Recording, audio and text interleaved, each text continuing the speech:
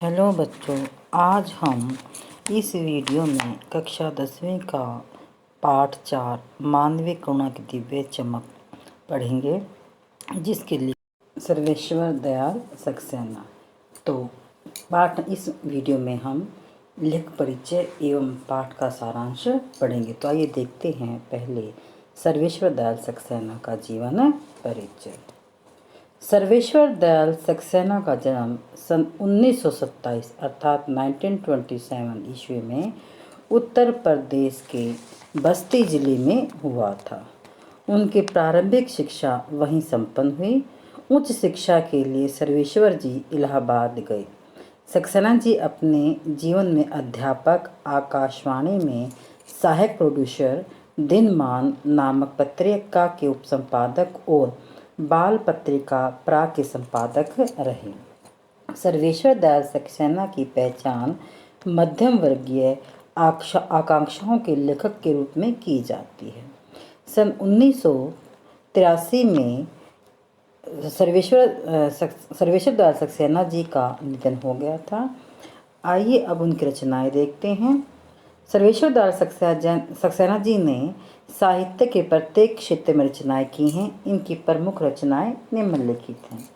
पहले कविता संग्रह काठ की घंटियां, कुआनो नदी, जंगल का दर्द, खूंटियों पर टंगे लोग, उपन्यास पागल कुत्तों का मसीहा, सोया हुआ जल, कहानी संग्रह लड़ाई, बाल साहित्य भो भो खो खो, बतूता का जूता, लाख की नाक, लेख संग्रह परिचर्चे और चरखे।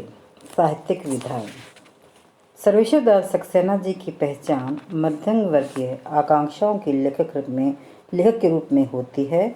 मध्यम वर्गीय जीवन के सपनों, महत्वाकांक्षाओं, संघर्ष, शोषण, हताशा और कुंठा का चित्रण उनके साहित्य में मिलता है। सर्वेश्वर जी स्तंभकार थे और दिनमान नामक पत्रिका में चर्चे और चरखे नाम स्तंभ लिखते थे। इस स्तंभ में बेबाक सच की चर्चा करते थे। खूंटियों पर टंगे लोग पर उन्होंने साहित्य अकादमी पुरस्कार प्राप्त हुआ। उनके लेखन में सहजता एवं स्वाभाविकता दिखाई देती है। अब देखते हैं उनकी भाषा शैली। सक्सेना जी की भाषा आम बोलचाल की किंतु साहित्यिक हिंदी है। उनका पाठक वर्ग सुनिश्चित है।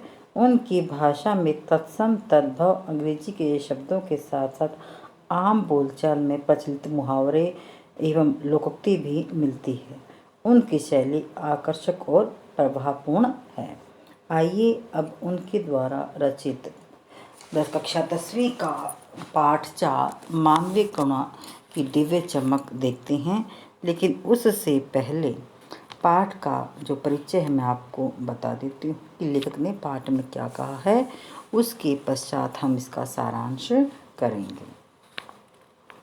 आधुनिक साहित्य का सर्वेश्वर दयाल सक्सेना विरचित प्रस्तुत पाठ मानवीय करुणा की दिव्य चमक गद्य साहित्य की संस्मरण विधा की रचना है। संस्मरण स्मृतियों से बनता है और स्मृतियाँ भी विश्वसनीयता उसे महत्वपूर्ण बनाती हैं। इस दृष्टि से हम संस्मरण को किसी व्यक्ति अथवा वस्तु विशेष से संबंधित स्मृतियों का व्यवस्थित रूप कह सकते हैं। प्रस्तुत संस्मरण में संस्मरणकार ने फादर कामिक बुल्के से संबंधित स्मृतियों को संजोया है। प्रस्तुत संस्मरण में फादर कामिक बुल्के के भारत प्रेम को रेखांकित किया है।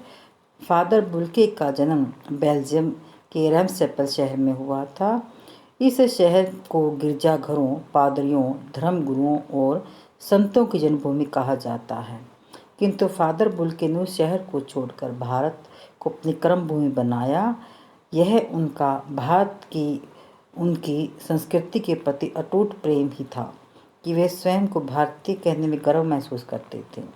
वे वास्तव में एक सन्यासी थे और लेखक से उनके अंतरंग संबंध थे। इन्हीं के उद्घाटन को लेखक ने प्रस्तुत संस्मरण में विषय वस्तु बनाया है। उनकी साधु प्रवृत्तिता, उनके मानवता की प्रतिष्ठापना और साहित्य योगदान का मूल्यांकन करने की प्रस्तुत संस्मरण का विशिष्ट है। उनके इस योगदान को लेखक ने इस शब्दों में व्यक्त किया है कि जब तक राम कथा है, इस विदेशी भारतीय साधु को याद किया जाएगा तथा उनके हिंदी भाषा और बोलियों के अगाध प्रेम को उदाहरण माना जाएगा। अब पाठ का सार देखते हैं। फादर की गैंग्रीन से मृत्यु। गैंग्रीन एक तरह की बीमारी होती है जिसे हिंदी में जहरबाद कहते हैं। जहरबाद यानी कैंसर की तरह होती है ये बीमारी। तो फादर कामिक बुल्के की जो मृत्यु है वो गैंग्रीन से हुई थी। तो लेखक बताते हैं, कहते हैं कि फादर की मृत्यु गैंग्रीन नामक रोग से हो गई थी। उन्हें ऐसे रोग से नहीं मरना चाहिए था, क्योंकि फादर तो दूसरों के लिए मिठास भरी अमृत तुल्य फादर थे। प्रभु की आस्था ही उनका अस्तित्व था। उसे अब के आखिरी दौर में इतनी यातना क्यों मिली। अब फिर आगे लेखक ने फादर के आकर्षक व्यक्तित्व के बारे में बताया है कि एक लंबी पादरी के सफ़ेद चोगे से ढकी आकृति सामने है। गोरा रंग, सफ़ेद झाई माती भूरी दाढ़ी, नीली आँखें, बाहें खोलकर गले लगाने को तत्पर। इनकी ममता, इतना अपना तो इस साधु में अपने हर एक प्रियजन के लिए उमड़ता रहता था। लेखक 35 साल से इनके साथी थे, तब भी जब इलाहाबाद में थे और तब भी जब दिल्ली आए थे। अब उनका जो फादर जो थे वो वात्सल्य से भरे पूरे थे। उनके अंदर सभी के प्रति प्रेम और वात्सल्य भरा हुआ था। फादर के निधन के बाद उनको याद करना एक उदास संगीत के समान है। उन्हें देखना करुणा के निर्मल जल के स्नान करने के समान था। उनसे बात करना कर्म के संकल्प से भरना था। मुझे परिमल के वे दिन याद आते हैं। लेखक बताते हैं कि जब हम सब यानी लेखक और अन्य जो साथी थे लेखक के, तो एक परिवार के साथ संगठन की तरह भावात्मक रिश्ते में बंधे हुए थे। इस सब साहित्यिक बड़े फादर बुल्के थे और वे लेखक के साथ हंसी मजाक में निर्लिप्त भाव से शामिल रहते थे। उनकी गोष्ठियों का गंभीर बहस करते थे और रचनाओं पर भी अपनी राय सुझाव देते थे। वो लेखक बताते हैं कि हमारे घर में, यदि लेखक के घर में किसी का जो भी आयोजन होता था, उस आयोजन में वो बड़े भाई की भूमिका निभाते थे और एक पुरोहित की तरह बाहें खड़े रहते थे और आशीर्वाद देते थे। लेखक को वो कहते मुझे वो दिन भी याद है जिसके बच्चे का जन्म हुआ था और फादर ने पहली बार जो उनके मुख में अन्न डाला था, उनको नीली आंखों में जो मेरे बच्चे के प्रति प्रेम था वो स्पष्ट दिखाई दे रहा था, जैसे किसी ऊंचाई पर देवदार के जो वृक्ष उसकी छाया खड़े हो। फादर कैसे भारत में आए और उन्होंने कौन सी पढ़ाई छोड़ी, ये भी लेखक ने बताया है। कि लेखक विचार करते हैं कि वो कहाँ से शुरू करें इनके बारे में। कि इलाहाबाद की सड़कों और फादर की साइकिल पहली बार दिखाई दी थी। वह हमारे पास आकर रुकती थी और फादर मुस्कुराते हुए उतरते थे। देखी मैंने इसे पढ़ लिया, ऐसी बातें वो कहते थे। उनकी आंखों में कभी आक्रोश, गुस्सा, क्रोध कुछ नहीं दिखाई दिया था। सदैव उनकी आंखों में प्यार, मोहब्बत और सभी के प्रति प्रेम की भावना दिखाई देती थी और उनका जो वात्सल्य था भरा हुआ था। और अक्सर उन्हें देखकर लगता था कि वे बेल्जियम में इंजीनियरिंग के अंतिम वर्ग में पहुंचकर उनके मन में सन्यासी बनने की इच्छा किस प्रकार जाग गई थी और भारत जाने की आने पर उन्हें सन्यास की जो दीक्षा ली थी उसके बारे में बताया था। उनका बहुत बड़ा पूरा परिवार था, 2 भाई थे, 1 बहन थी, माता पिता थे और फादर जो हैं रैम्सचैपल के रहने वाले थे और भारत को अपना देश मानते थे। यहाँ आने के बाद फादर को अपनी माँ की बहुत याद आती थी। उनका एक भाई तो वहीं पर फादर बन गया था और दूसरा जो भाई अपना बिजनेस कर रहा था। बहन थोड़ी नचड़ी और जिद्दी थी। तो उस समय वे अंतिम वर्ष की इंजीनियरिंग की पढ़ाई कर रहे थे और पढ़ाई छोड़कर उन्होंने संन्यास लेने की सोची और धर्मगुरुओं के पास जाकर उन्हें कन्विंस किया कि धर्मगुरुओं से कहा कि मैं संन्यास लेना चाहता हूँ। उनके सामने एक शर्त रखी कि मैं अगर सन्यासी बनूंगा तो भारत जाऊंगा और उनकी ये जो शर्त है उन्होंने स्वीकार कर ली थी और भारत वे आ गए थे। सबसे पहले उन्होंने जो जीसस संघ के 2 सप्ताह पादरियों के साथ रहकर जो है वहाँ जो धर्मगुरु की शिक्षा ली थी, और लगभग 9:30 बजे वे दार्जिलिंग में शिक्षा ग्रहण करते थे। फिर कलकत्ता से उन्होंने हिंदी में बीए और इलाहाबाद में एमए किया था। फादर कामिक बुल्के का हिंदी साहित्य में विशेष योगदान रहा है। जब फादर एमए कर रहे थे तब उन्होंने डॉक्टर धीरेन्द्र वर्मा जो उस समय हिंदी विभाग के अध्यक्ष थे, फादर ने अपना शोध ग्रंथ जो है प्रयाग विश्वविद्यालय के हिंदी विभाग में रहकर सन 1950 में पूरा किया था, जिसमें उनका जो ग्रंथ था वो था राम कथा उत्पत्ति और विकास।